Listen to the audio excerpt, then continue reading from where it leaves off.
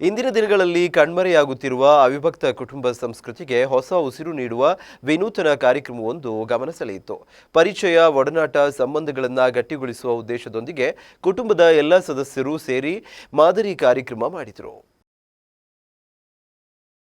ಅವಿಭಕ್ತ ಕುಟುಂಬಗಳು ಇಂದಿನ ಕಾಲದಲ್ಲಿ ಕಣ್ಮರೆಯಾಗುತ್ತಿರುವ ದಿನದಲ್ಲಿ ಇಲ್ಲೊಂದು ಕುಟುಂಬ ಸದಸ್ಯರೆಲ್ಲರನ್ನ ಒಟ್ಟಿಗೆ ಸೇರಿಸಿ ಒಬ್ಬರಿಗೆ ಇನ್ನೊಬ್ಬರನ್ನ ಪರಿಚಯಿಸುವ ವಿನೂತನ ಕಾರ್ಯಕ್ರಮ ನಡೆಸುವ ಮೂಲಕ ಮಾದರಿಯಾಗಿದೆ. ಹೌದು, ಹೊನ್ನಾವರ ತಾಲೂಕಿನ ಮುಗ್ವಾ ತಡಾಣಿಯಲ್ಲಿ ಅಶ್ವತ್ ಕಟ್ಟೆಯ ಹತ್ತಿರ ತಡಾಣಿ ಕೊಂಬೆಗಳ ಸಂಭ್ರಮ ಎಂಬ ಕಾರ್ಯಕ್ರಮ ಜರುಗಿತು. ದೀಪ ಪ್ರಜ್ವಲನೆಯೊಂದಿಗೆ ಕಾರ್ಯಕ್ರಮ ಆರಂಭವಾಯಿತು.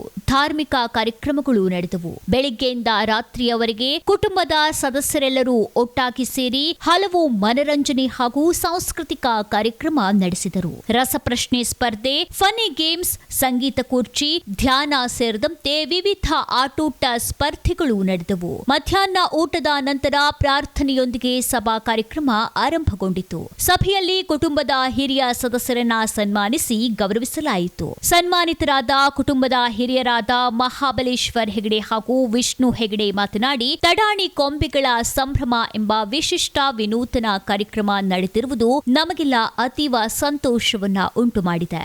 ಮನೆಗಳಲ್ಲೂ ಇದೇ ರೀತಿ ಒಳ್ಳೆಯ ಭಾವನೆಯಿಂದ ಎಲ್ಲರೂ ಒಗ್ಗಟ್ಟಾಗಿ ಬಾಳಬೇಕು. ಇದೇ ರೀತಿ ಇಂತಹ ಕಾರ್ಯಗಳು ಮುಂದುವರಿಯಲಿ ಎಂದು ಶುಭ ಹಾರೈಸಿದರು. ನಂತರ ಕುಲಪುರೋಹಿತರಾದ ವೇದಮೂರ್ತಿ ಗಜಾನನ್ ಭಟ್ ಕಡಗೇರಿ ಇವರನ್ನ ಶಾಲು ಹೊದಿಸಿ ಸನ್ಮಾನ ಪತ್ರ ನೀಡಿ ಗೌರವಿಸಿ ಆಶೀರ್ವಾದ ಪಡೆದರು. ನಂತರ ಆಶೀರ್ವಚನ ನೀಡಿದ ಅವರು, ಈಗಿನ ವರ್ತಮಾನ ಕಾಲಘಟ್ಟದಲ್ಲಿ ಈ ತರಹದ ಒಂದು ಕಾರ್ಯಕ್ರಮ ನಡೆದಿರುವುದು ಅನಿವಾರ್ಯ ಅವಶ್ಯಕತೆಗಳಲ್ಲಿ ಒಂದಾಗಿದೆ.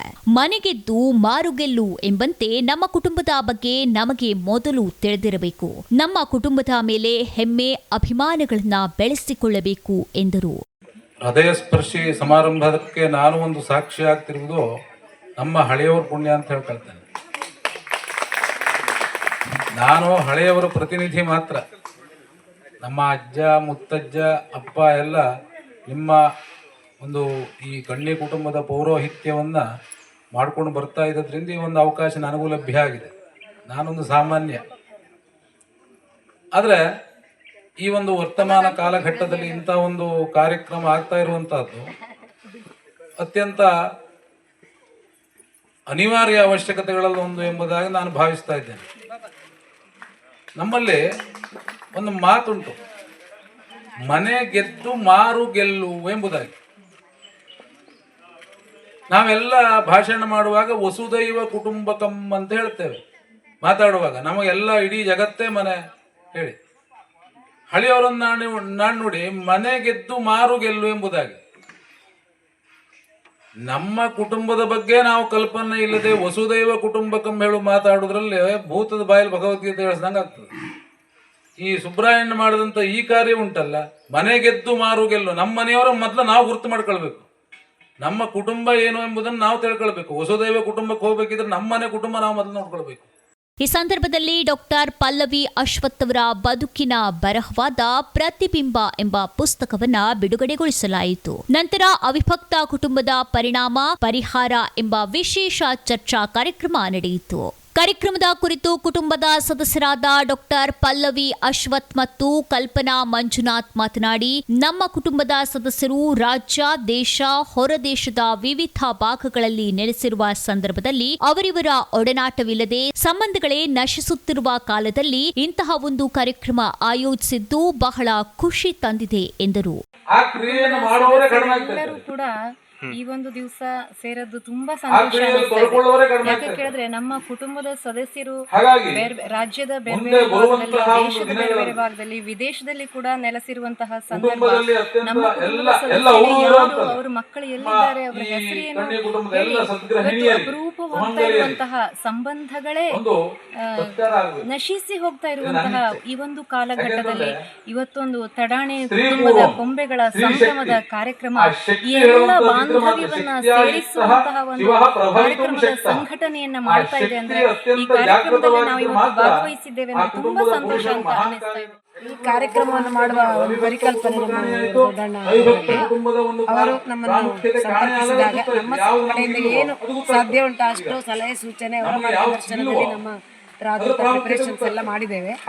ಮತ್ತೆ ಈ ತರದ ಕಾರ್ಯಕ್ರಮ ನಮಗೆ ತುಂಬಾ ಖುಷಿ, ಯಾಕೆಂದ್ರೆ ನಮ್ಮ ಫ್ಯಾಮಿಲಿಯಲ್ಲಿ ಎಷ್ಟು ಜನರ ನಮಗೆ ಪರಿಚಯವೇ ಇರಲಿಲ್ಲ, ಯಾರ ಮಗಳು ಯಾರ ಹಸ್ಬೆಂಡ್ ಆ ತರ ಎಲ್ಲ. ಇವತ್ತು ಒಂದು ಸಾಧಾರಣ 50% ಆದ್ರೂ ನಮಗೆ ಐಡಿಯಾ ಬಂದಿದೆ.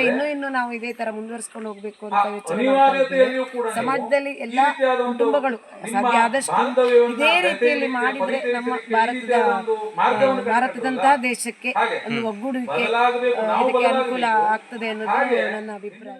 ಕುಟುಂಬದ ದೊಡ್ಡಣ್ಣ ಎಂದೇ ಕರೆಯುವ ಸುಬ್ರಾಯ್ ಹೆಗಡೆ ಅವರು ಮಾತನಾಡಿ, ನಮ್ಮ ಕುಟುಂಬದವರೇ ನಮಗೆ ಯಾರೆಂದು ಗೊತ್ತಿರುವುದಿಲ್ಲ, ಯಾರಿಗೂ ಯಾರ ಪರಿಚಯವಿರದೆ ಸಂಬಂಧಗಳೇ ಕಳೆದು ಹೋಗುತ್ತವೆ. ಹಾಗಾಗಿ ವರ್ಷಕ್ಕೆ ಒಂದು ಬಾರಿಯಾದರೂ ಕುಟುಂಬದವರೆಲ್ಲರೂ ಒಂದೆಡೆ ಸೇರಿ ಎಲ್ಲರ ಜೊತೆ ಬೆರೆಯುವುದರಿಂದ ಸಂಬಂಧಗಳು ಉಳಿದುಕೊಳ್ಳುತ್ತವೆ. ಆದ್ದರಿಂದ ಈ ವರ್ಷ ಪ್ರಥಮವಾಗಿ ಕಾರ್ಯಕ್ರಮವನ್ನ ಪ್ರಾರಂಭಿಸಿದ್ದೇವೆ. ಮುಂದೆ ಪ್ರತಿ ವರ್ಷ ಕಾರ್ಯಕ್ರಮ ನಡೆಸಬೇಕು ಎಂದು ನಿರ್ಧರಿಸಿದ್ದೇವೆ. ಈ ತರಹದ ಕಾರ್ಯಕ್ರಮಗಳು ಸಮಾಜದಲ್ಲಿ ನಡೆದರೆ ಶಾಂತಿ ನೆಮ್ಮದಿಗೆ ನೆರವಾಗಬಹುದು ಎಂಬ ಸದುದ್ದೇಶದಿಂದ ಕಾರ್ಯಕ್ರಮವನ್ನ ಆರಂಭಿಸಿದ್ದೇವೆ ಎಂದರು. ವಿನೂತನವಾಗಿ ನಾವು ಕಲ್ಪಿಸಿದಂತೆ, ನಾವು ಸಂಕಲ್ಪ ಮಾಡಿದಂತೆ ಎಲ್ಲ ಅಕ್ಕ ತಂಗಿಯರು, ಅಣ್ಣ ತಮ್ಮಂದಿರು, ಮುದ್ದು ತಮ್ಮಂದಿರು, ಮುದ್ದು ಅಕ್ಕಂದಿರು, ಮುದ್ದು ತಮ್ಮಂದಿರು, ಅಣ್ಣದ ಎಲ್ಲರೂ ಸೇರಿ ಇಂದಿನ ದಿವಸ ತುಂಬ ಯಶಸ್ವಿಯಾಗಿ ನೆರೆಯಿತು. ಈಗ ನಾವು ಬೆಳಗ್ಗೆ ಹೇಳಿದಂತೆ ಎಲ್ಲ ವಿಭಕ್ತ ಕುಟುಂಬದಂತೆ ನಮಗೆ ಅನಿಸಿತ್ತು. ಇವತ್ತು ಯಾವತ್ತು ನಾವು ಬೇರೆ ಅವ್ರು ಬೇರೆ ಅಂತ ಅನಿಸಲಿಲ್ಲ. ಈ ಥರ ಕಾರ್ಯಕ್ರಮ ಪ್ರತಿಯೊಂದು ಕಡೆಯಲ್ಲಿ ನಡೆದಾಗ ಸಮಾಜದಲ್ಲಿ ಶಾಂತಿ ಮತ್ತು ನೆಮ್ಮದಿ ಕೊಡಲು ಸ್ವಲ್ಪವಾದರೂ ನೆರವಾಗಬಹುದೆಂದು ನಮ್ಮ ಆಶಯ. ಎಸ್. ಭಗವದ್ಗೀತೆ ಪಠಣ, ಹಾಡು, ನೃತ್ಯ, ಭರತನಾಟ್ಯ, ಯಕ್ಷ ನೃತ್ಯ, ಸಂಗೀತ, ಭಜನೆ, ಏಕಪಾತ್ರಾಭಿನಯ ಸೇರಿದಂತೆ ಹಲವು ಸಾಂಸ್ಕೃತಿಕ ಕಾರ್ಯಕ್ರಮಗಳು ಸೇರಿದ ಎಲ್ಲರನ್ನ ಮಂತ್ರಮುಗ್ಧಗೊಳಿಸಿತು. ಕಾರ್ಯಕ್ರಮದ ನಡುವೆ ಲಕ್ಕಿ ಡ್ರಾ ಆಯೋಜಿಸಲಾಗಿತ್ತು. ಭಾಗವಹಿಸಿದ ಎಲ್ಲರಿಗೂ ಪ್ರಶಸ್ತಿ ಪತ್ರ ನೀಡಿ ಬಹುಮಾನ ವಿತರಿಸಲಾಯಿತು.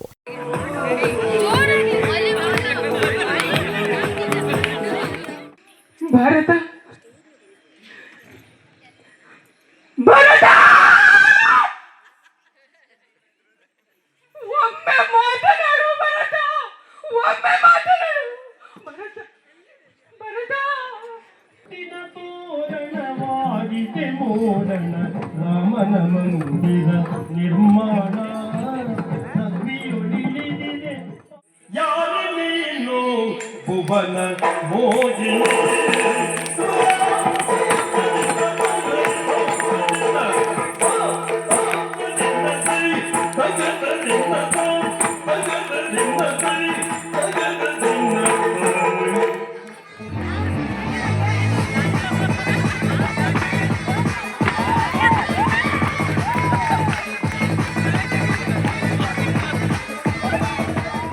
ಸದಸ್ಯ ಮಂಜುನಾಥ್ ಹೆಗಡೆ ತಡಾಣಿ ಕೊಂಬಿಗಳ ಸಂಭ್ರಮ ಕಾರ್ಯಕ್ರಮದ ಕುರಿತು ಸ್ಥಳದಲ್ಲೇ ಸ್ವರಚಿತ ಕವನ ಬರೆದು ವಾಚಿಸಿರುವುದು ವಿಶೇಷವಾಗಿತ್ತು.